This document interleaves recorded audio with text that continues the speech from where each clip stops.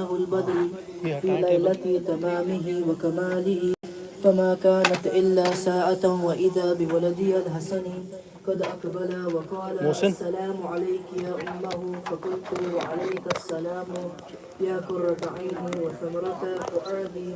فقال يا أمه إني أشم عندك رائحة طيبة كأنها رائحة جدي رسول الله. فقلت نعم إن جدك تحت الكساء. فأقبل الحسن نحو الكساء وقال السلام عليك جده يا رسول الله، أتعذن لي أن أدخل معك تحت الكساء؟ قال وعليك السلام يا ولدي ويا صاحب هودي، قد أذنت لك. فدخل معه تحت الكساء، فما كانت إلا ساعة وإذا بولدي الحسين قد أقبل وقال السلام عليك يا أمه. فقلت وعليك السلام يا ولدي ويا قرة عيني يا فرة عيني وثمرة فؤادي. فقال لي يا أمه إني أشم عندك رائحة طيبة كأنها رائحة جدي رسول الله. فقلت نعم إن جدك وأخاك تحت الكساء. فدنا الحسين نحو الكساء وقال السلام عليك يا جده، السلام عليك يا من اختاره الله، أتعذن لي أن أدخل معكما تحت الكساء؟ فقال وعليك السلام يا ولدي ويا شافع أمتي، قد أذنت لك. فدخل معهما تحت الكساء. فأقبل إلى ذلك أبو الحسن علي بن أبي طالب وقال السلام عليك يا بنت رسول الله. فقلت وعليك السلام يا أبا الحسن ويا أمير المؤمنين. فقال يا فاطمة إني أشم عندك رائحة طيبة كأنها رائحة أخي وابني أمي رسول الله. فقلت نعم ها هو مع ولديك تحت الكساء. فأقبل علي نحو الكساء وقال السلام عليك يا رسول الله، أتعذن لي أن أكون معكم تحت الكساء؟ قال له وعليك السلام يا أخي ويا وسيلي وخليفتي وصاحب لوائي، قد أذنت لك. فدخل علي تحت الكساء ثم أتيت نحو الكساء وقلت السلام عليك يا أبتاه يا رسول الله، أتعذن لي أن أكون معكم تحت الكساء؟ قال وعليك السلام يا بنتي ويا بضعتي، قد أذنت لك. فدخلت تحت الكساء. فلما اكتملنا جميعا تحت الكساء أخذ أبي رسول الله بطرفي الكساء وأومأ بيده اليمنى إلى السماء وقال اللهم إن هؤلاء أهل بيتي وخاصتي وهامتي، لحمهم لحمي ودمهم دمي، يؤلموني ما يؤلموهم ويحزنوني ما يحزنوهم. أنا هرب لمن هاربهم وسلم لمن سالمهم وعدو لمن آذاهم ومحب لمن أحبهم. إنهم مني وأنا منهم، فاجعل صلواتك وبركاتك ورحمتك وغفرانك ورضوانك علي وعليهم، واذهب عنهم الرجس وطهرهم تطهيرا. اللهم صل على فقال الله عز وجل يا ملائكتي ويا سكان سماواتي إني ما خلقت سماء مبنية ولا أرضا مدهية ولا قمرا منيرا ولا شمسا مضيئة ولا فلكا يدور ولا بحرا يجري ولا فلكا يسري إلا في محبة هؤلاء الخمسة الذين هم تحت الكساء. فقال الأمين جبرائيل يا ربي ومن تحت الكساء؟ فقال عز وجل لهم أهل بيت النبوة ومعدن الرسالة، هم فاطمة وأبوها وبعلها وبنوها. فقال جبرائيل يا ربي أتعذن لي أن أهبط إلى الأرض لأكون معهم سادسا. فقال الله نعم قد أذنت لك. فهبط الأمين جبرائيل وقال السلام عليك يا رسول الله. العلي الأعلى يقرئك السلام ويخصك بالتهية والإكرام ويقول لك وعزتي وجلالي إني ما خلقت سماء بنية ولا أرضا مدهية ولا قمرا منيرا ولا شمسا مضيئة ولا فلكا يدور ولا بحرا يجري ولا فلكا يسري إلا لأجلكم ومحبتكم. وقد أذن لي أن أدخل معكم فهل تعلن لي يا رسول الله؟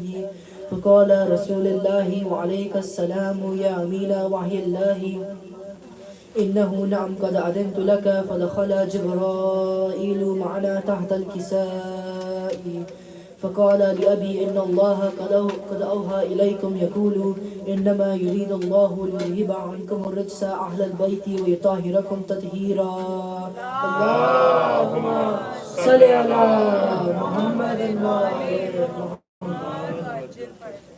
فقال علي لأبي يا رسول الله أخبرني ما لجلوسنا هذا تحت الكساء من الفضل عند الله. فقال النبي صلى الله عليه وآله والذي بعثني بالحق نبيا واصطفاني بالرسالة نجيا ما دخل خبرنا هذا في محفل من محافل أهل الأرض وفيه جمع من شيعتنا ومحبينا إلا ونزلت عليهم الرحمة وهفت بهم الملائكة واستغفرت لهم إلى أن يتفرقوا.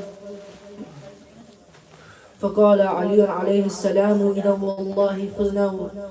والله فزنا وفزا شيعتنا ورب الكعبة. فقال أبي رسول الله صلى الله عليه وآله يا علي والذي بعثني بالحق نبيا واصطفاني بالرسالة نجيا ما دخل خبرنا هذا في محفل من محافل أهل الأرض وفيه جمع من شيعتنا ومحبين وفيهم محموم إلا وفرج الله همهم ولا مغموم إلا وكشف الله غمه ولا طالب هاجة إلا وقضى الله هاجته. فقال علي عليه السلام إذا والله فزنا وسعدنا وكذلك شيعتنا فازوا وسعدوا في الدنيا والآخرة ورب الكعبة.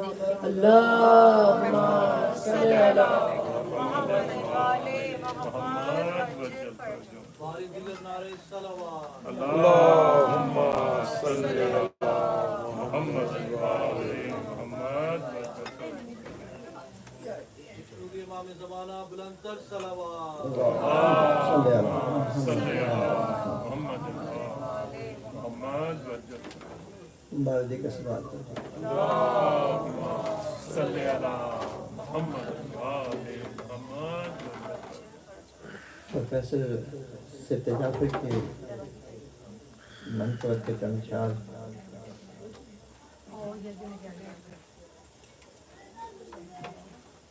جب خدا کو پکارا علی آ گئے، جب علی آ گئے زندگی آ گئی.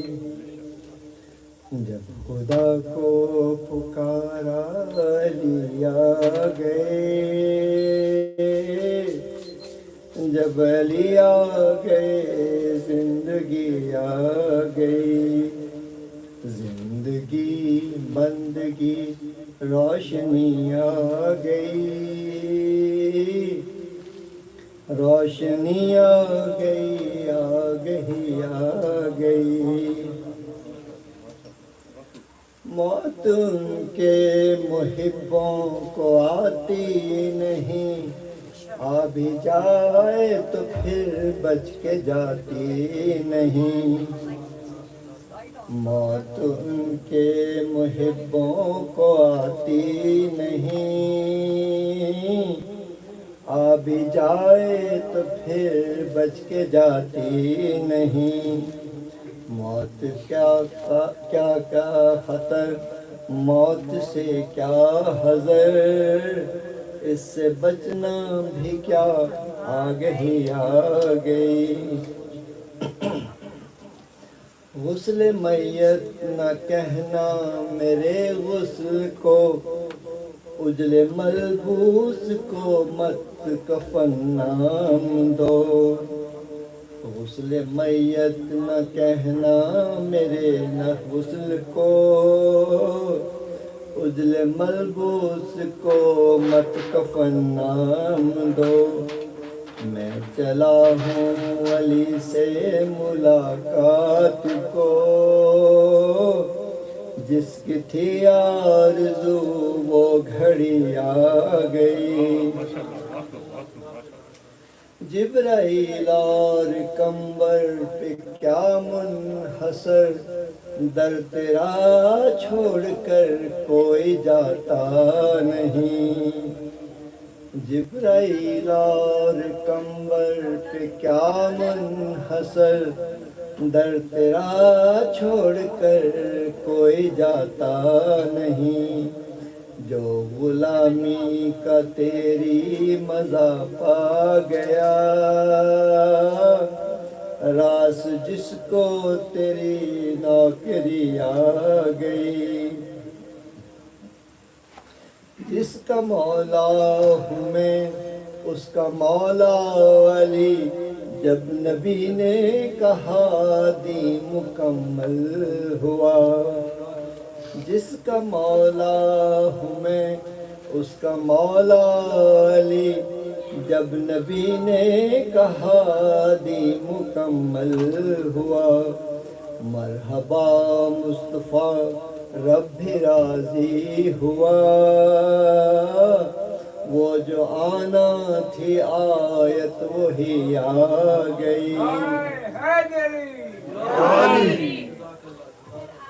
منظر مسلک عشق میں مانگنا عیب ہے، میں بھی خاموش ہوں وہ بھی خاموش ہیں، مسلک عشق میں مانگنا عیب ہے، میں بھی خاموش ہوں وہ بھی خاموش ہیں، ان کو سب ہے خبر اس لیے چپ ہوں میں، کیا ہوا آنکھ میں گر نمی آ گئی، عشق جب تک نہ ہو شعر ہوتا نہیں، مجھ میں کب اہلیت تھی تیری مدح کی، عشق جب تک نہ ہو شعر ہوتا نہیں، مجھ میں کب اہلیت تھی تیری مدح کی،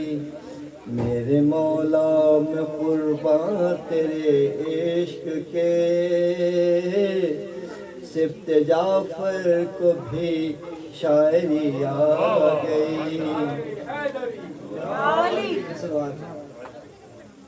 محمد وآل محمد صلوات،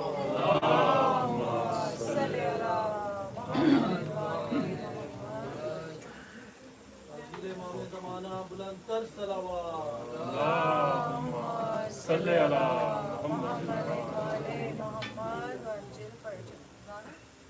ایک دفعہ بآواز بلند صلوات،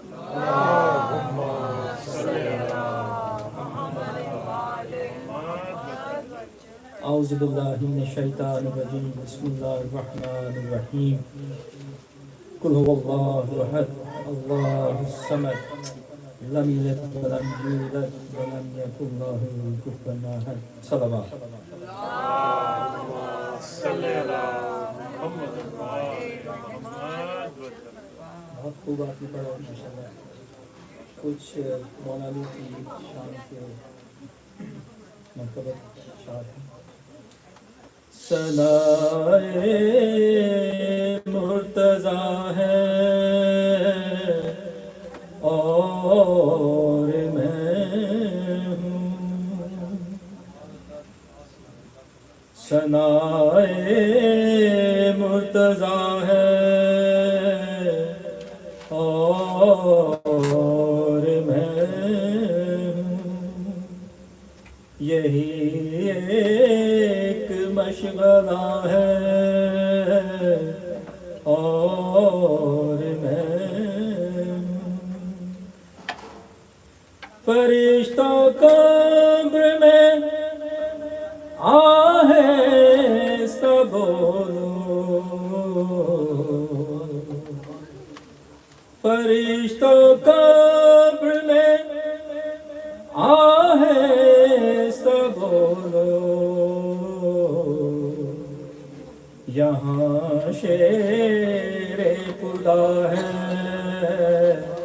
اور میں ہوں، یہاں شیر خدا ہے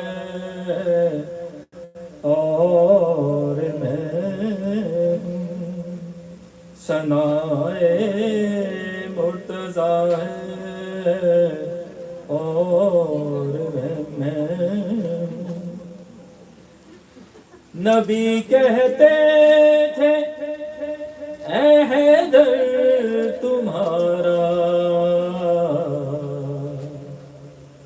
نبی کہتے تھے اے حیدر تمہارا، شناسائی خدا ہے اور میں ہوں، شناسائی خدا ہے اور میں ہوں۔ نعرہ حیدری مجھے آتی ہے جب یاد سرور، مجھے آتی ہے جب یاد سرور، فضائے کربلا ہے اور میں ہوں، فضائے کربلا ہے اور میں ہوں، ثنائے مرتضیٰ ہے اور میں ہوں۔ صلوات اللهم صل على بھائی دیگر صلوات صل على محمد محمد واہ حسینہ کا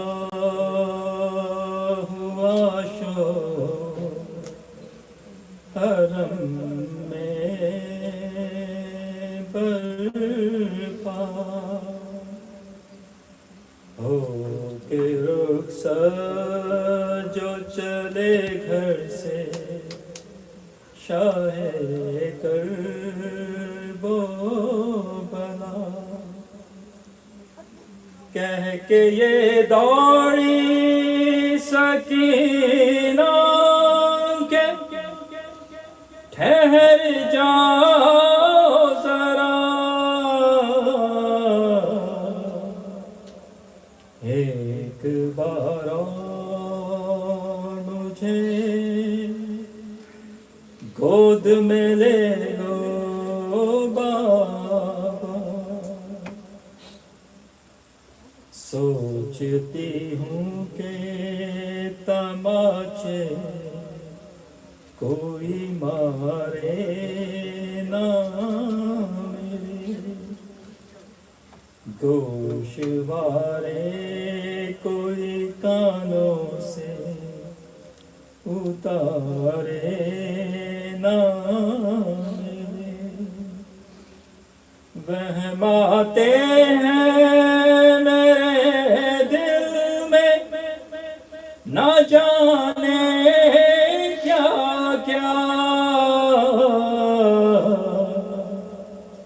ایک بار اور مجھے گود میں لے لو بابا، بابا سینے سے سکینہ کو لگاتے جاؤ، اب کہاں ہوگی ملاقات بتاتے جاؤ،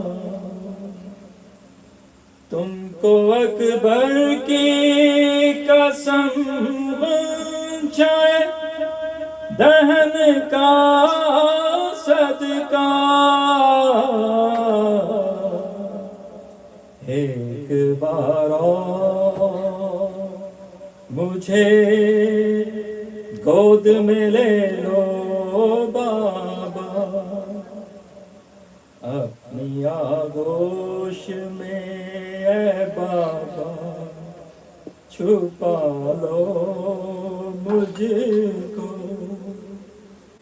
آخری بار کلیجے سے لگا لو مجھ کو جیتے جی کہاں تمہیں پاؤں گی بھلا ایک بار اور مجھے گود میں لے لو بابا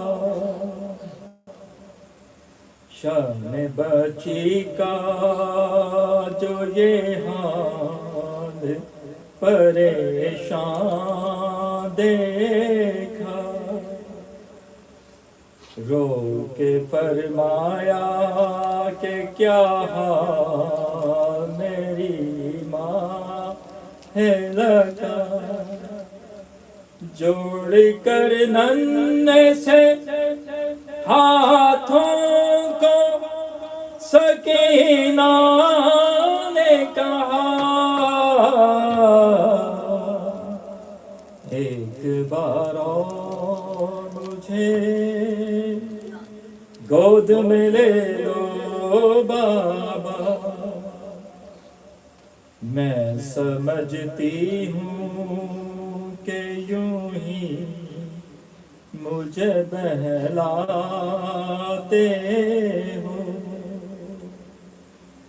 تھا نہ معلوم کہ مرنے کے لیے جاتے ہو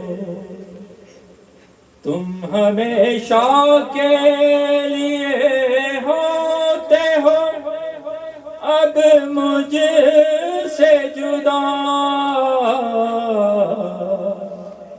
ایک بار اور مجھے گود میں لے لو بابا کیا خبر تم سے کوئی بات بھی اب کے اب ہو کہ نہ ہو کون جانے کہ ملاقات بھی اب ہو کہ نہ ہو دل دھڑکتا ہے میرا بہر نبی بہر خدا ایک بار اور مجھے گود میں لے لو بابا تم نہ آؤ گے تو اے بابا بہت روں گی کس کے سینے پہ بتا دیجئے پھر سوں گی نہ تو بھیا علی اکبر ہے نہ عباس چچا ایک بار اور مجھے گود میں لے لو بابا ضبط کتاب نہ مولا کو رہی ہے انور ہاتھ پھیلا کے بھرے بیٹی کی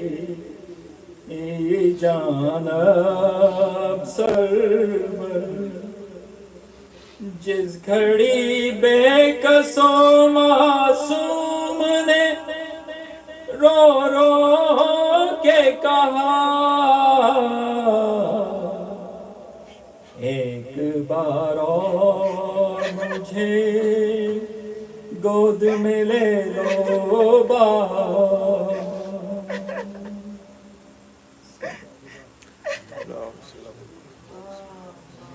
صلی اللہ محمد وآل محمد بار دیگر نعرے صلوات. اللہم صلی اللہ محمد وآل محمد. جزاک اللہ. ماشاء اللہ بہت خوبصورت انداز میں نذران عقیدت حسنین صاحب زاہد بھائی. مولا آپ لوگوں کو سلامت رکھے.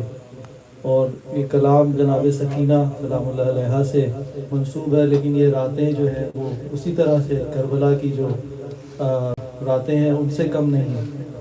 تو بہت ہی خوبصورت انداز میں عطیہ پیش کیا. بس میں 1 منٹ کے لیے اس لیے آیا کہ آج ہماری سمینہ آنٹی کی برسی ہے. کل انشاءاللہ ان کی فیملی کی طرف سے پروگرام ہے اور انشاءاللہ آپ لوگ سب شامل ہوئیے گا. لیکن آج کیونکہ برسی کا دن ہے تو چند الفاظ ان کے لیے کہ ماشاءاللہ ایک رونق ہماری بارگاہ کی ہمارے لیڈیز میں ہوتی تھی، لیکن ایسا محسوس نہیں ہوتا تھا کہ وہ شامل نہیں ہے پروگرام کے اندر. ہمیشہ ان کی پریزنس، ان کی رونق جو تھی، وہ چاہے مجلس ہو چاہے جشن ہو. آخری جو ملاقات ہوئی تھی میری ہاسپٹل میں تو اس میں بھی رمضان میں ہی ہوا تھا، تو ایک ہی 2 لفظ انہوں نے کہے تھے کہ میرے سارے جشن مس ہو گئے. تو کیونکہ رجب شعبان گزرا تھا ان کو اس چیز کا دکھ تھا کہ میرے سارے جشن مس ہو گئے. تو ایک دفعہ اور جیسے انہوں نے کہا، حسین صاحب نے پڑھا تھا کہ غسل میت نہ کہنا میرے غسل کو، اجل ملبوس کو مت کفن نام دو، میں چلا ہوں علی سے ملاقات کو، جس کی تھی آرزو وہ گھڑی آ گئی. تو یہ بالکل فٹ بیٹھتا ہے آنٹی کے اوپر، جو ان کا جذبہ تھا اور جو ان کی محبت تھی مولا سے اور اہل بیت سے اور ذکر محمد و آل محمد سے. تو بس یہ الفاظ مجھے ان کے لیے کہنے تھے. ایک دفعہ سورہ فاتحہ امینہ آنٹی کے لیے اور جتنے مرحومین ہیں حاضرین کے، بالخصوص شہداء ملت جعفریہ کے لیے فاتحہ.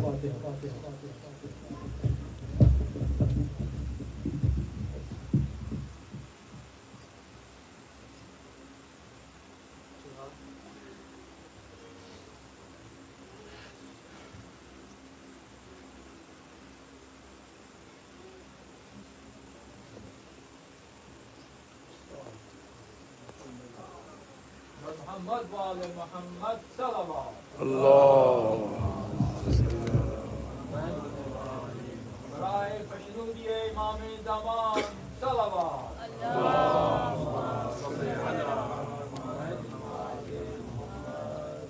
Assalamu alaikum, Yali Madad. وعلیکم السلام. Today is the second night of Imam Ali alayhi salam's martyrdom. And again, Brother Sayyid Qazwani, who we've had before, has come to give us a lecture for tonight. Please recite a loud salawat.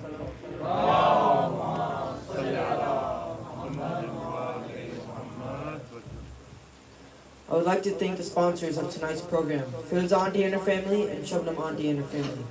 Please recite another loud salawat.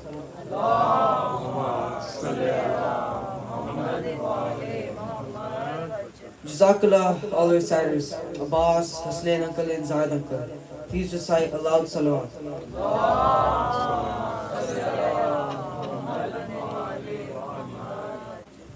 Again, we're all very thankful for Brother Sayyid Qazwani for being here with us today. Please recite another loud salawat for the well-being of him and his family.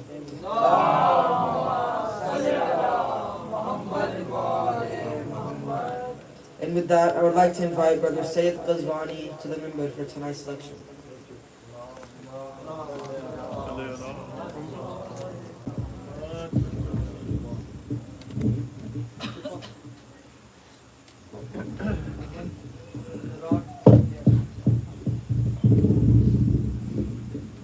بیٹا آپ لوگ آگے آ جائیں ذرا، تاکہ کوئی لوگ بعد میں آئے تو ان کو اتنی جگہ ہو یہاں.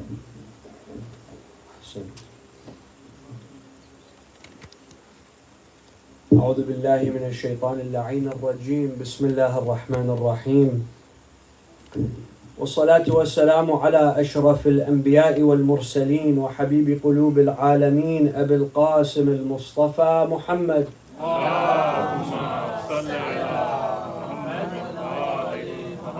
وعلى أهل بيته الطيبين الطاهرين المعصومين المنتجبين الذين أذهب الله عنهم الرجس وطهرهم تطهيرا.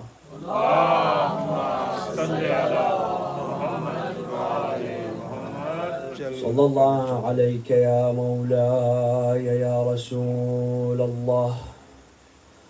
صلى الله وسلم عليك وعلى ابن عمك المظلوم أمير المؤمنين ومولى الموحدين وقائد الغر المحجلين ويعسوب الدين. صلى الله عليك يا مولاي يا أبا عبد الله يا رحمة الله الواسعة ويا مصباح الهدى وسفينة النجاة ويا عبرة المؤمنين غريب مظلوم عطشان شهيد كربلاء. ما خاب والله من تمسك بكم أمنا من لجأ والتجأ إليكم.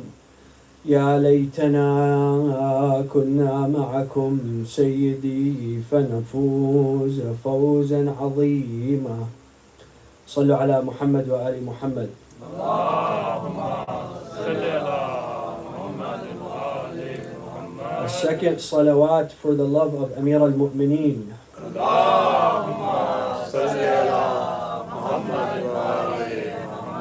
A third salawat for the hastening of the reappearance of our Maola, Sahib al-Asri wa Zaman. May our souls be sacrificed to him.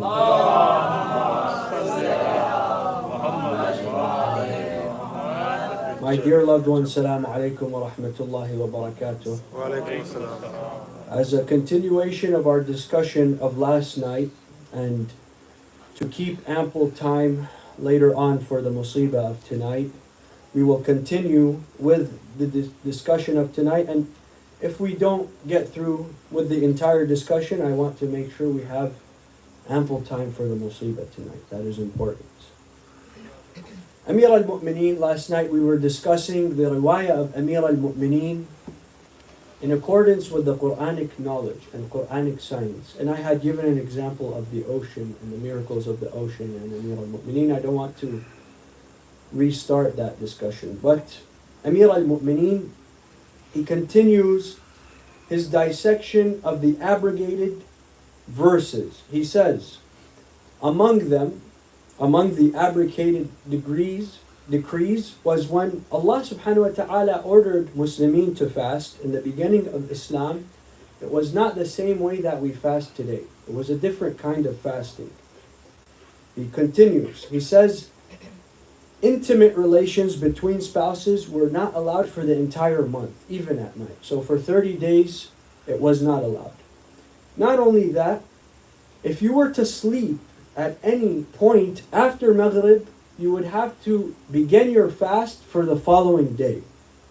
Meaning that if you pray Maghrib and then you fall asleep and you still haven't broken your fast, you still have to continue and start your fast for the next day. And this was the mode of fasting of Bani Israel in the Torah. So, Amir al-Mu'mineen continues. He says, amongst the companions of the Prophet, there was an old man, a very old man by the name of Mut'am ibn Jubayr. And he was among the engineering force that was working in digging the trenches of Khandaq, the battle of Khandaq. And that battle took place and the digging took place during Ramadan. So this old man, he's part of the engineering force, he's digging along with the rest of the Muslimin. And he goes home after he finishes. He goes and he prays Maghrib, he's tired. It seems his wife was late with the iftar. She was tardy with the iftar. And he was tired. He's an old man, he fell asleep. She brought the meal to him that she had prepared. She woke him up and she told him, my dear husband, here's the meal. He told her, you have it yourself, I can't eat it anymore because I fell asleep. Now I have to continue my fast to the following day. He goes back to the Khandaq, he's digging, and he loses consciousness. He passes out. He's an old man. He's been fasting now for over 24 hours. The Prophet approaches, sees all the Muslimin are around him. What's going on? He asks him, he tells him, this is my situation. And the Imam continues. He says, amongst the young men, amongst the Muslimin, there were some who were newlyweds. And it was tough for them to adhere to that rule. It was difficult for them to adhere to the rule of not becoming intimate.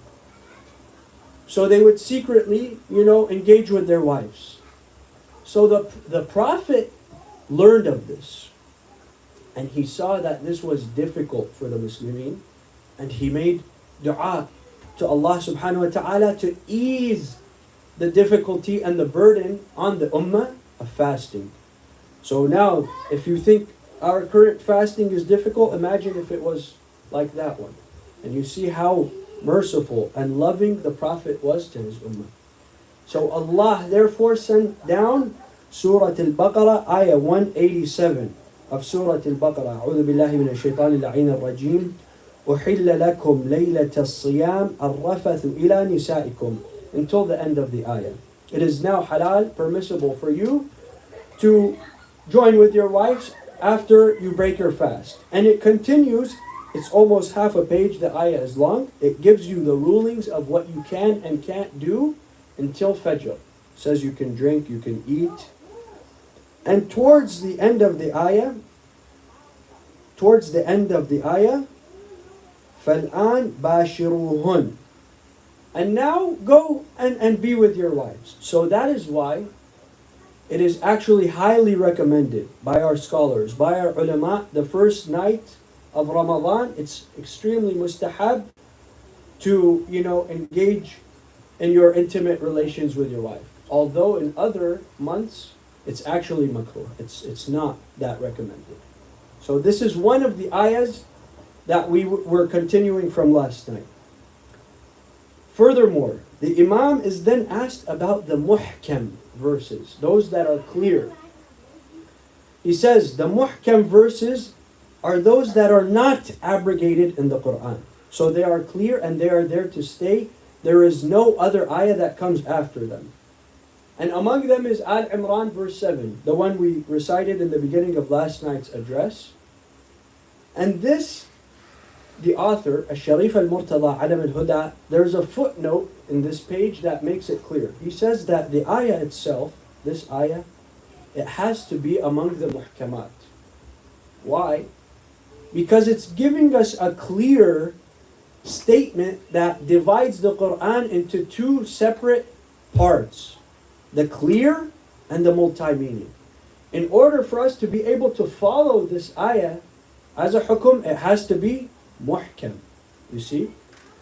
Furthermore, the Imam says that many people fell victim to the mutashabihat, those that are multi-meaning. Why? Because they don't ponder on its meaning. They don't stop and think of what it means. And even if they were to stop and take time and think, they don't know the actual truth behind the ayah. Therefore, those who did not follow the Ahlul Bayt, they placed their own personal opinions. Based on their own personal opinions, they based the tafsir of the Quran. And they went against the Prophet's teachings of following the Ahlul Bayt. They saw their own opinion more sufficient than the opinion, not the opinion, the facts from the Ahlul Bayt alayhim salam. So what are the muhkamat? The muhkamat are those verses that are very clear. Those verses that obligate something. That obligate salah, that obligate zakat, siyam, hajj, jihad. These are all very clear verses, right? And one example the Imam gives is Surah Al-Ma'idah, verse 6. Surah Al-Ma'idah, verse 6, which is the ayah that teaches us how to do wudu. أعوذ بالله من الشيطان اللعين الرجيم يا أيها الذين آمنوا إذا قمتم إلى الصلاة فاغسلوا وجوهكم وأيديكم إلى المرافق وَامْسَحُوا بِرُؤُوسِكُمْ وَأَرْجُلِكُمْ إِلَى الْكَعْبَيْنِ. O you who believe, if you rise for prayer, and this ayah is very clear, wash your faces, wash your arms until your elbows, wipe your heads, and wipe your feet until your heels. Very clear. This is muhkam. And it gives us a hukum shar'i. You see? صلوا على محمد وآل محمد. اللهم صل على محمد وآل محمد. Along with this, in Surah Al-Ma'idah verse 3, Allah subhanahu wa ta'ala prescribes to us what is halal and haram for us to consume in terms of meats, right? It's very clear. أعوذ بالله من الشيطان اللعين الرجيم. يا أيها الذين آمنوا حرمت عليكم الميتة والدم ولحم الخنزير وما أهل لغير الله, until the end of the ayah. The ayah is also almost half a page. But this ayah gives you clear information on what you can and can't consume in terms of meat. Therefore, this again is one of the muhkamat, and there are many in the Holy Quran. We will not focus on the entire list. Furthermore, this is where it gets more complicated, and I need you all to focus, because these nights, this is where we need to talk about the knowledge of Amir al-Mu'mineen. How he was al-Quran al-Natiq, the living, walking Quran, my dear loved ones. The Imam was then asked about the meaning of the mutashabihat, the ayat that are multi-meaning. He states that the mutashabihat are those that contain what we call in the English language homonyms. Does anyone know what homonym means? Homonyms are words that are spelled the same and pronounced the same but have different meanings. Like what? Like the word bat. B-A-T. Bat. I saw a bat. If you tell someone I saw a bat, did you see the animal that flies and sleeps in the day and wakes at night? Or did you see a bat that, like a baseball bat? Who knows? Meet me by the trunk. The trunk of the tree or the trunk of the vehicle. These are homonyms. Words that have multiple meanings. In the Arabic language, there are many, many of these words. Spelled the same, pronounced the same, totally different meanings. These ayat that contain these words are mutashabihat. Like Surah Al-Muddathir, ayah 31. Surah Al-Muddathir, ayah 31. Towards the end of the ayah. كَذَلِكَ يُضِلُّ اللَّهُ مَنْ يَشَاءُ وَيَهْدِي مَنْ يَشَاءُ. Allah subhanahu wa ta'ala, in this ayah, He attributes ضلالة to Himself. So He says, يُضِلُّ اللَّهُ مَنْ يَشَاءُ. Allah leads astray who He wishes, وَيَهْدِي مَنْ يَشَاءُ, and guides who He wishes. Now, Amir al-Mu'mineen, he explains what that means. He says that Allah subhanahu wa ta'ala does not misguide people. This meaning is that those who engage in sins in this life, on the day of judgment, they are misguided from heaven. They are guided away from Jannah. Allah subhanahu wa ta'ala guides them away from Jannah because of their actions in this world. They had a choice. Allah did not misguide them in this world, right? He misguided them away from Jannah due to their actions in this world. But when you read the ayah on the surface, ضلالة is ضلالة. ضلالة has multiple meanings. In English, it could mean error. It could mean being led astray. It could mean mistake. It could mean, many things. But most of it, on surface, seems negative. See what I'm saying? So, it is important for us to follow the wilayah of Amir al-Mu'mineen to understand what is contained in this holy book. Or else we can totally misunderstand. That would be a very grave misunderstanding. Furthermore, my dear loved ones, there are many different instances that the word dhalal or dhalala are mentioned in the Holy Quran. And Amir al-Mu'mineen, he gives at least 4 or 5 different instances. He says that Walal in itself is mentioned multiple different ways. In a way that is appreciated and good. In a way that is discouraged and bad. In a way that is neither good nor bad. And in a way that means forgetfulness. It just means you forgot something. So he begins. He says, the one that's attributed to something that's good and encouraged is the verse we just mentioned, Mudaththir 31. Mudaththir 31. What is discouraged? Surah Taha 85. Surah Taha 85 is amongst what is discouraged in the Holy Quran. أعوذ بالله من الشيطان اللعين الرجيم قال فإنا قد فتنا قومك من بعدك وأضلهم السامري. There was a man amongst the people of Musa named As-Samiri. I'm sure you've all heard of As-Samiri and cannot discuss the details of the story, it's long. As-Samiri, basically, when he saw Jibreel riding on the horse to lead the horse of Fir'aun into the ocean. When Musa alayhi salam, he split the ocean, split the sea, Allah subhanahu wa ta'ala sent Jibreel on a horse, a female horse, to lead the horse of Fir'aun, which was a male horse, into the ocean, to the depths of the ocean.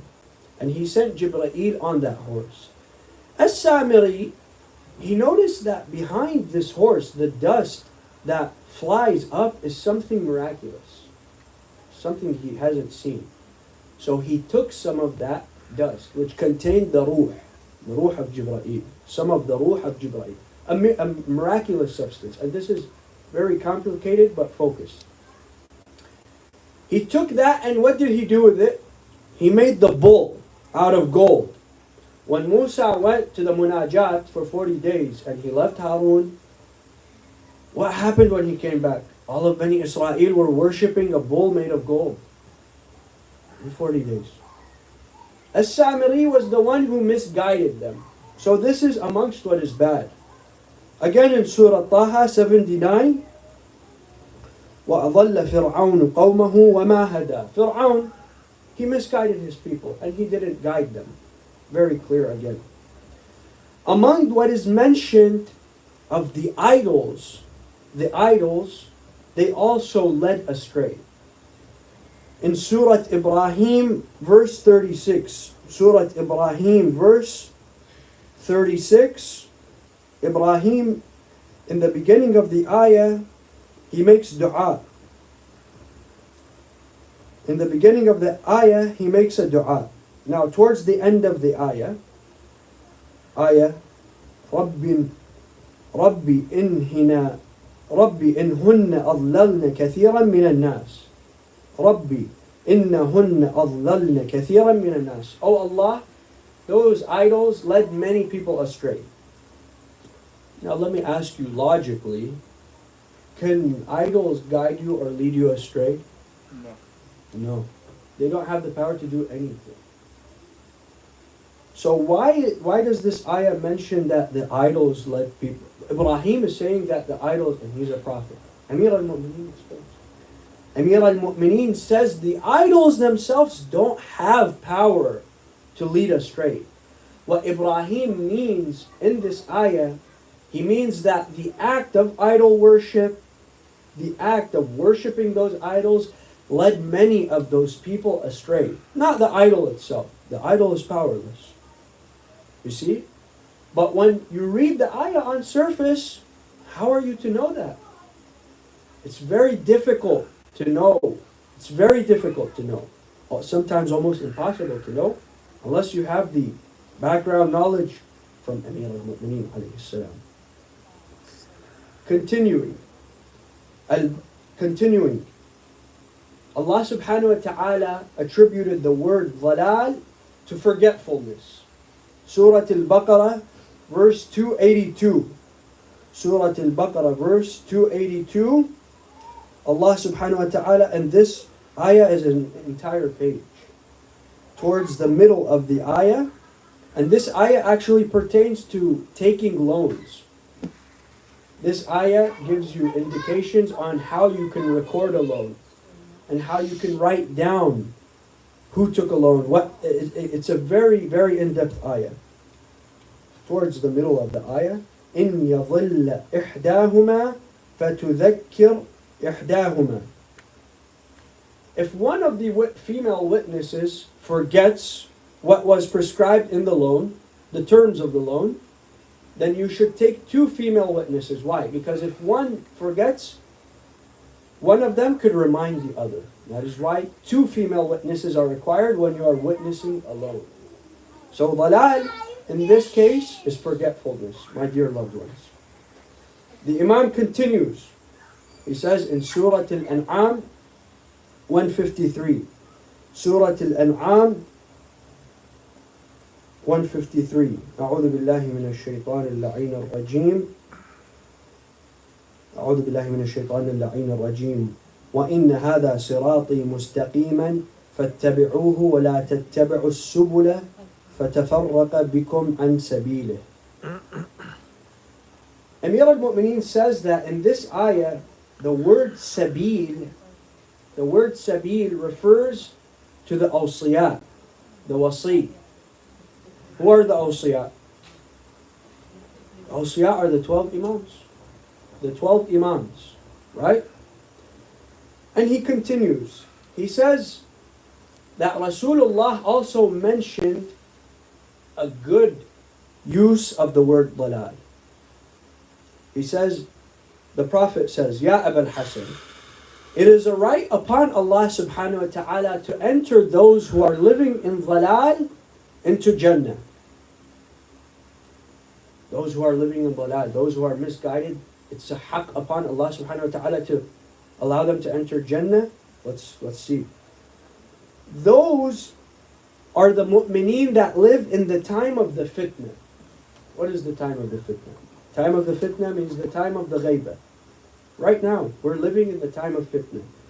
Because those mu'mineen, follow the imam whose location is unknown, who's not visible to the eyes, because they continue to hold steadfast to his imamah. They don't doubt his imamah. They are not doubtful of him. They are patient. They are the true Muslimin. However, they are misguided on where he is physically. Do we know the geographic location of our imam? No. Did someone tell me that? No one knows. Previously, the companions of the imams, they knew the imams personally. They saw them. They talked to them. Can any of us say we know our imam personally? No. We are misguided on where our imam is. We don't see him, but that does not mean we are misguided on our faith. And the Prophet says it is a haqq upon Allah to enter those into Jannah. Those who are holding steadfast into Jannah. And this is the part of the discussion, the part of the riwayah that is very important, my dear loved ones. And after this, we will conclude and go on to the Muslim. This part of the riwayah is very important for us to understand our wilayah. Why do we follow the Ahlul Bayt? This ayah that the Imam gives the tafsir of gives you the entire story that you need to know. The Imam is asked about the meanings of the word nur in the Quran. The word nur. Nur. He says, Nur is the Holy Quran. Nur is one of the names of Allah subhanahu wa ta'ala. Nur is the Torah. Nur is the moon.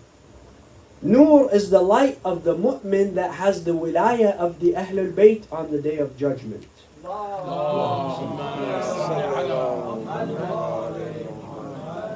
Furthermore, Allah's nur is the hujjah, or proof within the Torah and in the Injil and in the Quran. And nur is the ma'soom. The ma'soomeen, they are nur. They are nur, the prophets, the Ahlul Bayt. And he continues. He says, when Allah subhanahu wa ta'ala spoke to Musa. Musa went to Bani Israel. He told them, Bani Israel, why don't you believe? I'm a prophet. And I spoke to Allah subhanahu wa ta'ala. They said, we don't believe you. He told them, what does it take for you to believe me? They said, we want to hear you talk to your Lord that you say. So he says, okay, go and get 70 of your most pious men, your most honorable men, and let them come with me to the munajat. When I go to the mountaintop in the holy area of the Sinai and communicate with my Lord, let these 70 of Bani Israel's most pious men come and be Shahadat and see. So they say, okay, they go. Musa goes, he goes towards the holy area of the Sinai. He tells them to stand at a distance and he begins to pray to Allah subhanahu wa ta'ala, to glorify Allah subhanahu wa ta'ala. And Allah begins to communicate with Musa. After that, after it's done, he goes and tells Bani Israel, didn't you hear what happened? I just spoke to Allah subhanahu wa ta'ala and he communicated with me. Did you not hear? They said, yeah, we heard. But we don't know if that's your Lord or someone else. Musa says, what else does it take for you to believe? And historically, we always notice that the Jews, and specifically Bani Israel, were very, very strong in their disbelief. Always had animosity, deep animosity towards Allah subhanahu wa ta'ala, towards His prophets. Bani Israel says, we want to see God. They told Musa, we want to see your Lord with our eyes. Jahratan. In that second, Allah subhanahu wa ta'ala sent a storm and wiped them all out. Immediately. Musa was affected by the storm, but he did not die. He lost consciousness. He woke up and he saw all of the 70 of Bani Israel around him dead. He got scared. He was frightened. So he woke up and he made a dua. What was his dua? What was his dua? The dua is mentioned in Surah Al-A'raf 156. Surah Al-A'raf 156. أعوذ بالله من الشيطان اللعين الرجيم. Towards the end of the ayah, قال. So this is صلوا على محمد وآل محمد. اللهم صل على محمد وآل محمد. Musa makes a dua to Allah subhanahu wa ta'ala and he says, Oh Allah, don't punish us for what the sufaha of us have done. He thinks that Allah subhanahu wa ta'ala is punishing Musa and Bani Israel for the entirety of the sins of Bani Israel. Allah subhanahu wa ta'ala answers. He tells him, قال عذابي أصيب به من أشاء ورحمتي وسعت كل شيء. Allah subhanahu wa ta'ala says, it's my punishment and I'm able to inflict with it who I wish, and my rahmah encompasses everything. So he's saying, Musa, I know what you do not know. Right? Allah subhanahu wa ta'ala, He then makes it clear who receives His satisfaction. In Surah Al-A'raf 157, towards the end of the ayah, وَعَزَّرُوهُ وَنَصَرُوهُ وَاتَّبِعُوا النُّورَ الَّذِي أُنزِلَ مَعَهُ. This is in relation to our Prophet Muhammad.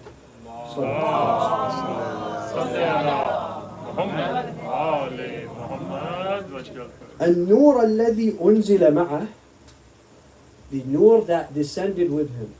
What descended with the Prophet? The Holy Quran. The Holy Quran is what descended upon the Holy Prophet. Then is what becomes, this is the main core of this discussion, my dear loved ones. Surah An-Nur, verse 35. Surah An-Nur, verse 35. A very in-depth ayah. أعوذ بالله من الشيطان اللعين الرجيم. الله نور السماوات والأرض مثل نوره كمشكاة فيها مصباح المصباح في زجاجة الزجاجة كأنها كوكب دري يوقد من شجرة مباركة زيتونة لا شرقية ولا غربية يكاد زيتها يضيء ولو لم تمسسه نار نور على نور يهدي الله لنوره من يشاء ويضرب الله الأمثال للناس والله بكل شيء عليم. I'll give you the English translation and I'll give you the tafsir of the other school of thought first. So, Allahu nuru samawati wal ard. Allah subhanahu wa ta'ala is the nur, the light of the heavens and the earth. Up until then, this is what the other school of thought, they say this is the tafsir. Clear? Allah nuru samawati wal ard. مثل نوره كمشكات. Mishkat is a niche. A niche is a place that they used to pretty much put in homes before electricity. There was an opening or an area in a wall or in a ceiling that you can place a lantern. That's what you call a niche. You see it in some old homes. The other school of thought says this just means Allah's light is like that niche. Furthermore, كمشكات مثل نوره كمشكات فيها Misbah. That crevice has a lantern in it. They say that Allah's light is like that lantern. المصباح في زجاجة. The lantern is encased in glass. الزجاجة كأنها كوكب دري. This is where it gets tricky for them. كوكب دري means a pearlescent sphere, a pearlescent planet, something orbital that is very, very luminary. But they continue to say this means Allah's light is like a lantern that is placed in a small crevice in a home that gives light. Continuing the ayah. كوكب دري يوقد من شجرة مباركة زيتونة. The fuel for this lantern is oil from an olive tree. An olive tree that is neither western nor eastern. They say neither western nor eastern means that most of the olives grow in the Levant, in Lebanon, in Palestine, in Syria. So that's neither eastern nor western. That's where the olive tree is from. Some of them, they say that no, this means that the tree is in the middle of a farm. Not to the east of the farm, not to the west of the farm. That way the sun is always hitting this tree. The ayah also explains that the oil illuminates even if it's not ignited by light. They say that this means some olive oils are fluorescent. And it's scientifically proven. Some olive oils are fluorescent. If you put it under a UV light, it's very glowy. Okay? And up until there, this is all they understand. This nur, Allahu nuru samawati wal ard. And then Allah compares His nur to a lantern, a simple lantern. Does that make sense? Absolutely not. Amir al-Mu'mineen gives us the precise tafsir of this ayah. Allahu nuru samawati wal ard. Allah is the nur of the heavens and the earth. مثل نوره كمشكات. This niche, this area, this crevice is Rasulullah sallallahu alayhi wa sallam.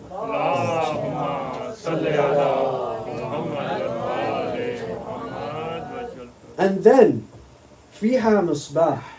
The lantern that's placed within there is Amir al-Mu'mineen and the 11 Imams until, and the 10 Imams until Al-Imam al-Askari alayhi salam.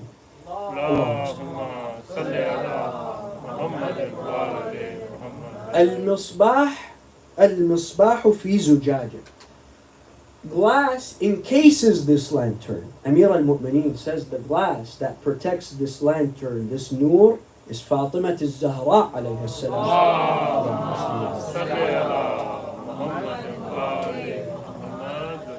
الزجاجة كأنها كوكب دري.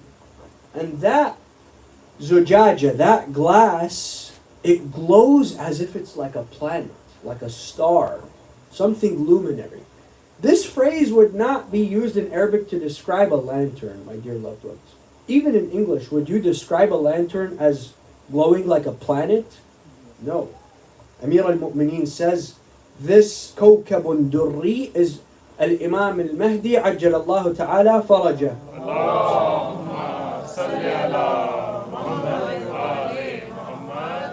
And the tree, that holy tree, the Zaytuna tree, is Rasulullah against sallallahu alayhi wa sallam. The oil that illuminates without fire igniting it. What does that mean? Amir al-Mu'mineen says that the Imams, they have a nur to them. They have a nur that even if the Imam is, for example, unknown or in prison or is not speaking, the Imam himself has an aura, has a nur that emits knowledge, that emits a certain frequency and energy that dictates this is an Imam. So the Imam does not have to be apparent in front of us, does not have to even speak in order to have this nur emitting from him. Furthermore, towards the end of the ayah, this nur is in a specific place. Where is it? في بيوت أذن الله أن ترفع ويذكر فيها اسمه. This nur is encased in specific homes. Specific homes. And in those homes there are specific men. رجال لا تلهيهم تجارة ولا بيع عن ذكر الله. Before and this is directly related to the Imams. Before this, Allah subhanahu wa ta'ala, towards the end of the ayah, He says, Nurun ala nur. And this is a direct statement towards the 12 Imams. Nurun ala nur. One Imam after another Imam. Nurun ala nur. And if we want to look towards a hadith, my dear loved ones, that make this ayah even more clear, Rasulullah, he says, خلقنا أنا وعلي بن أبي طالب من نور واحد. Me and Ali ibn Abi Talib were created from one nur. And this riwayah, this hadith actually is also accepted by the other school of thought, my dear loved ones. You see this, my dear loved ones, and this is where I will conclude.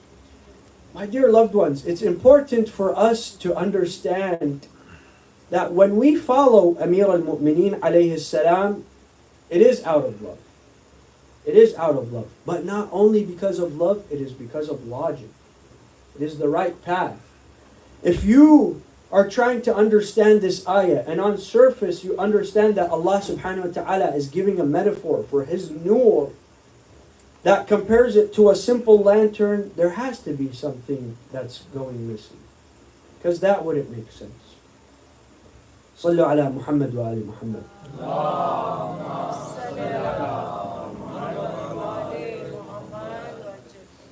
My dear loved ones, it is narrated that the companion of Amir al-Mu'mineen by the name of Al-Asbagh, on a night like this, he goes to the house of Amir al-Mu'mineen. Please dim the lights.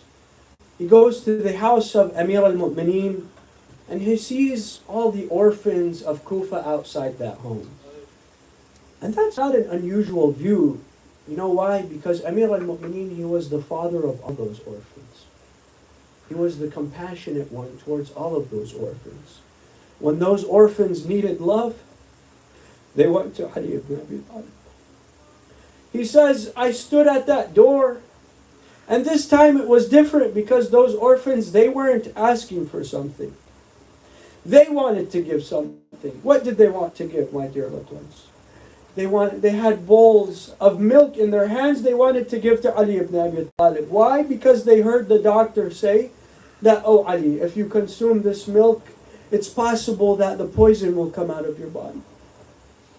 And they stand at the door of Ali ibn Abi Talib and they yell and they shout and they cry, oh Father Ali, Baba Ali, Baba Ali, please take this milk. Please feel better. Al-Asbagh says that Al-Imam al-Hasan comes out and he sees all of these orphans and widows and he tells them, my dear loved ones, you know my father loves you, but he cannot handle hearing your cries. He's in a painful state. He cannot come to aid you and to show you love and compassion. Please leave and make dua for my father in your homes. Al-Asbagh says, everyone left, but I could not leave. I was sitting at the door of Amir al-Mu'mineen. I was sitting at the doors of Amir al-Mu'mineen, and I just wanted to see him before he would leave this earth. Just like you, Mu'mineen and Mu'minat, we do not live close to Najaf, but before we depart this earth, we want to see Najaf. We want to sit and cry at the doors of Amir al-Mu'mineen. Al-Asbagh felt the same way. He said, I don't want Amir al-Mu'mineen to leave before I see him. Al-Imam al-Hasan comes, he tells him, Al-Asbagh, did I not tell you all to leave? He says, my beloved master, I cannot move my legs. From the pain I feel, I cannot move. I just want to cry. I just want to see Amir al-Mu'mineen for one moment. He tells him, please come inside. He goes inside. My dear loved ones, what does he see? He goes and sees the courageous Amir al-Mu'mineen, the one that was known in battle, my dear loved ones, of courage, of fortitude, of bravery. On the way from Medina to Mecca, my dear loved ones, Amir al-Mu'mineen, he took the Fawatim. A quick example of Amir al-Mu'mineen's courage. The three Fawatim, Fatima al-Zahra alayha salam, Fatima bint Asad, and Fatima bint Zubayr, his cousin. And he is leaving Mecca to go to Medina to meet with Rasulullah. And when they reach a certain point in the desert, he sees the messenger of Rasulullah. He's going extremely fast with the women on the camel. And he tells him, my dear loved one, go slow.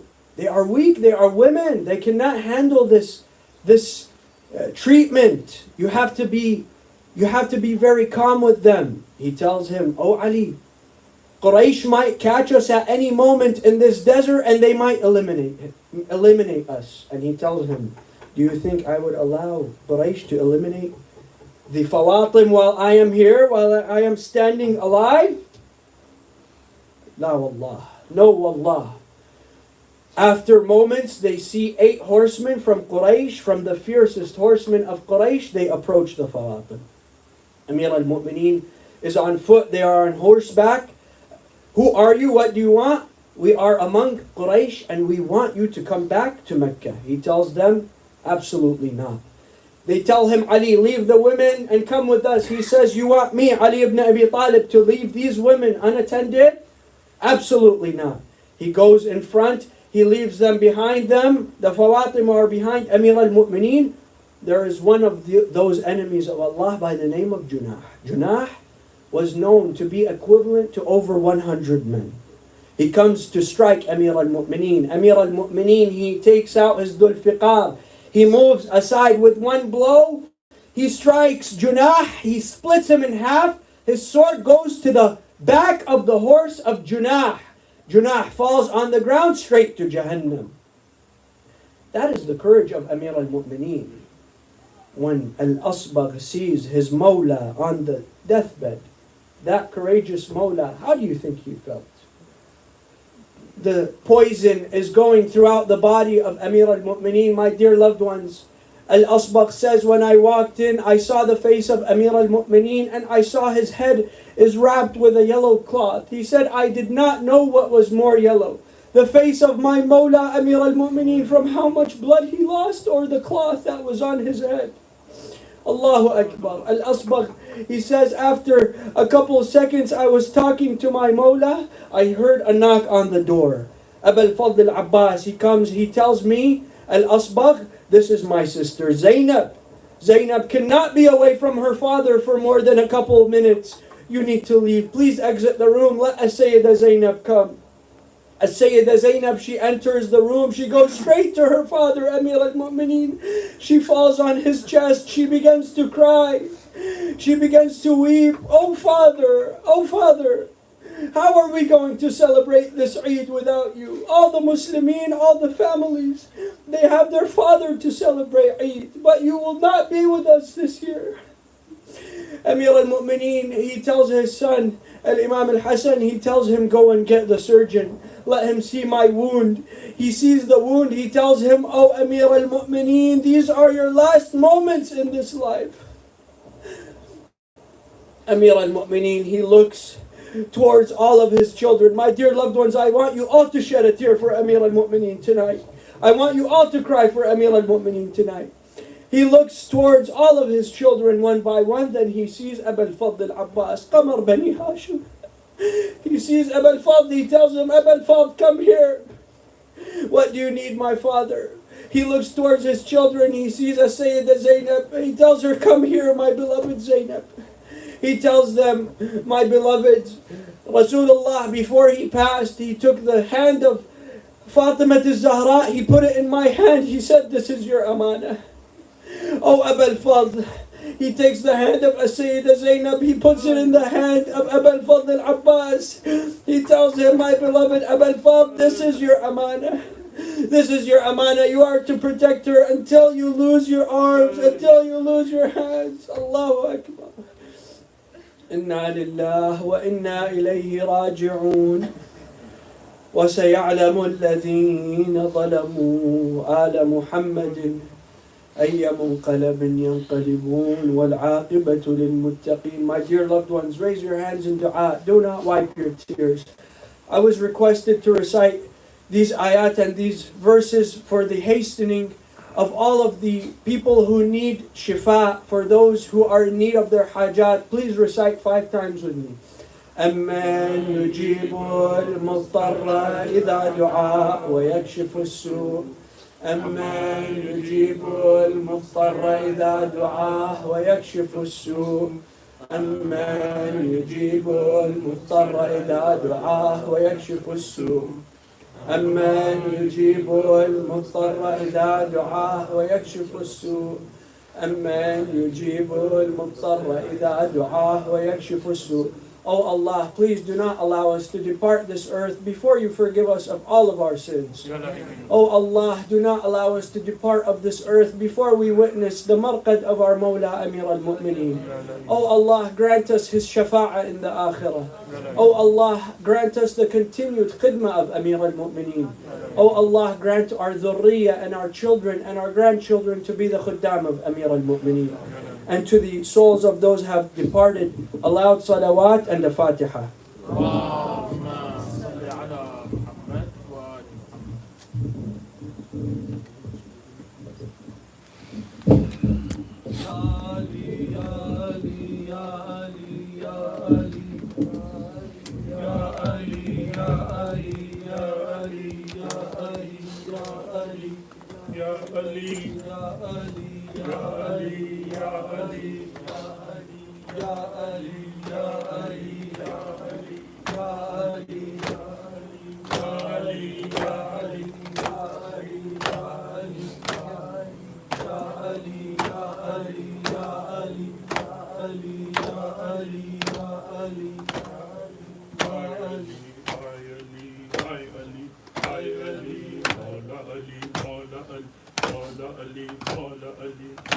रो रो के अली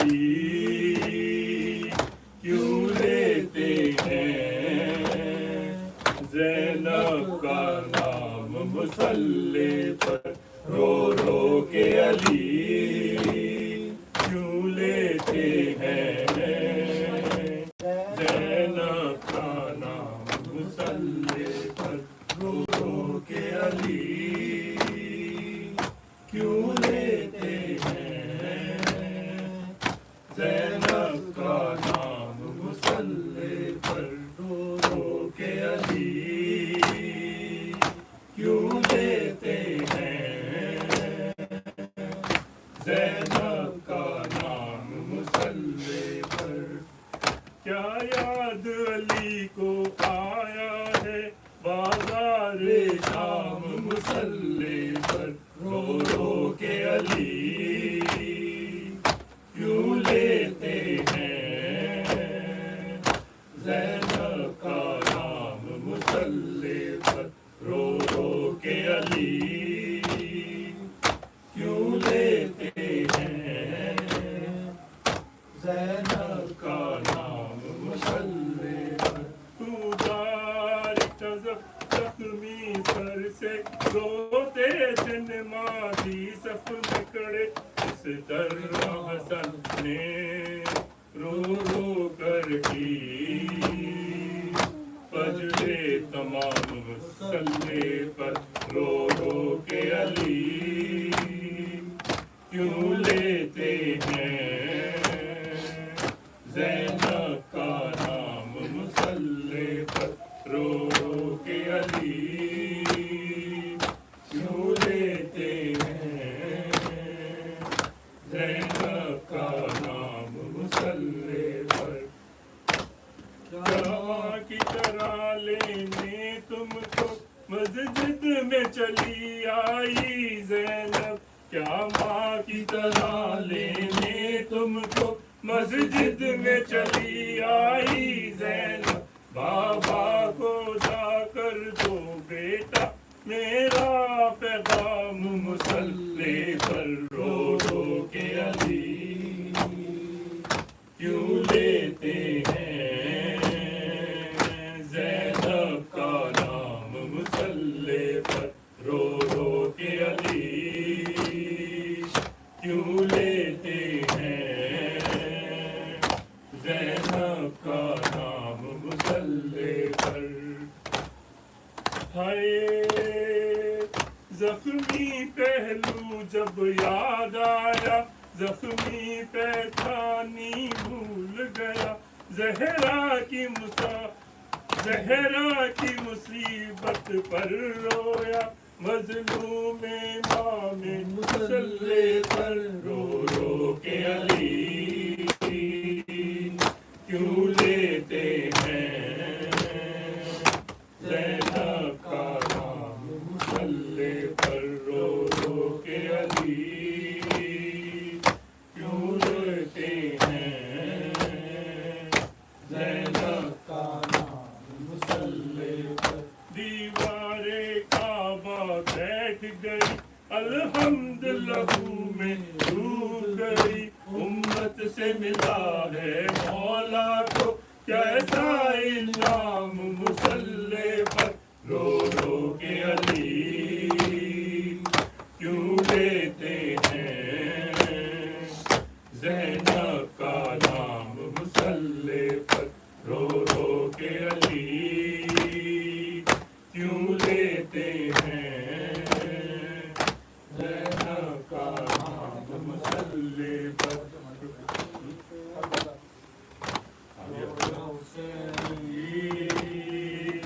کیوں لیتے ہیں زینب کا نام مسلے پر رو رو کے علی کیوں لیتے زینب کا نام مسلے پر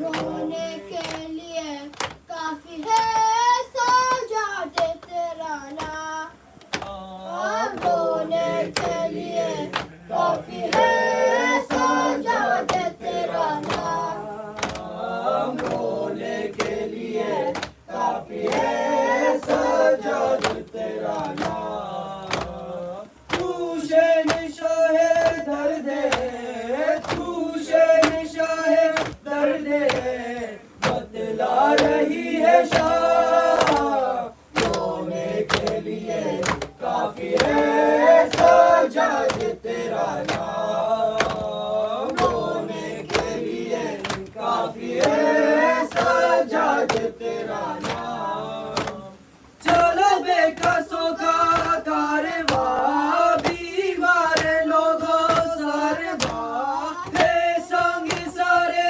اوریا شاہ لاپتہ کی بیٹیاں کربو بلا کے دشت میں کربو بلا کے دشت میں پر پائے کو حرام رونے کے لیے کافی ہے سجاد تیرا نام رونے کے لیے کافی ہے سجاد تیرا نام مشکل تھی بری وہ گری در زینب کری شبیر کے لب پر چھری سجاد نے پہنی کری دربار یزیدی کے دربار یزیدی کے لرزے تھے دار و بار رونے کے لیے کافی ہے سجاد تیرا نام رونے کے لیے کافی ہے سجاد تیرا نام زینب پکارے بے وطا بھائی ہے میرا بے کفا کر دے اس کوئی دفع میرے ہاتھوں میں باندھی رسا ہائے کیسے سنا ہوگا ہائے کیسے سنا ہوگا دیوار نے پیغام رونے کے لیے کافی ہے سجاد تیرا نام رونے کے لیے کافی ہے سجاد تیرا نام مستور میں ایک مرد ہے غیرت سے چہرہ زرد ہے کربل کی جمی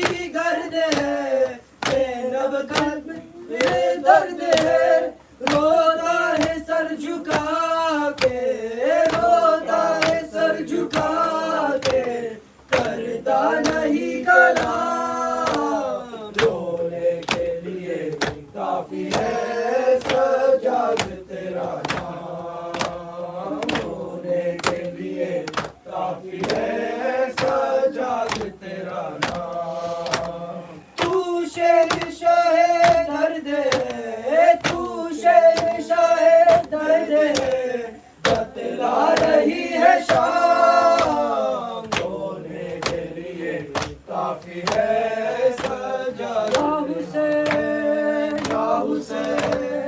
یا حسین مولا حق امام یا حسن یا حسین مولا حق امام یا حسن یا حسین یا حسین یا حسین وہ عابد بیمار تھا وہ عابد بیمار تھا چلنے سے جو لاچار تھا چلنے سے جو لاچار تھا اور شام کا بازار تھا اور شام کا بازار تھا اور مصطفیٰ کی بیٹیاں مولا حق امام یا حسن یا حسین مولا حق امام یا حسن یا حسین یا حسین یا حسین شبیر کی وہ لاڈلی شبیر کی وہ لاڈلی سینے پہ جو شاخ پلی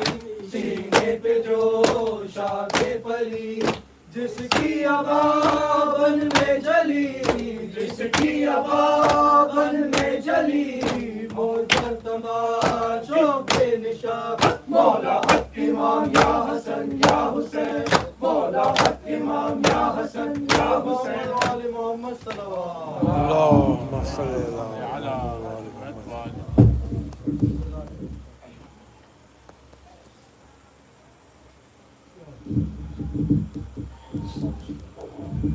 السلام عليك يا مولاي يا رسول الله السلام عليك يا مولاي يا أمير المؤمنين السلام عليك يا مولاتي يا فاطمة الزهراء سيدة نساء العالمين السلام عليكما يا موالي ويا سادتي الإمامين الحسنين السلام على الحسين وعلى السلام على الحسين وعلى أولاد الحسين وعلى أنصار الحسين السلام عليك يا مولاي يا صاحب الزمان الأمان الأمان أدركني أدركني أدركني العجل العجل العجل الساعة الساعة الساعة اللهم صل على محمد وآل محمد اللهم كن لوليك الحجة بن الحسن صلواتك عليه وعلى آبائه في هذه الساعة وفي كل ساعة وليا وحافظا وقائدا وناصرا ودليلا وعينا حتى تسكنه أرضك طوعا وتمتعه فيها طويلا برحمتك يا أرحم الراحمين. صلوات.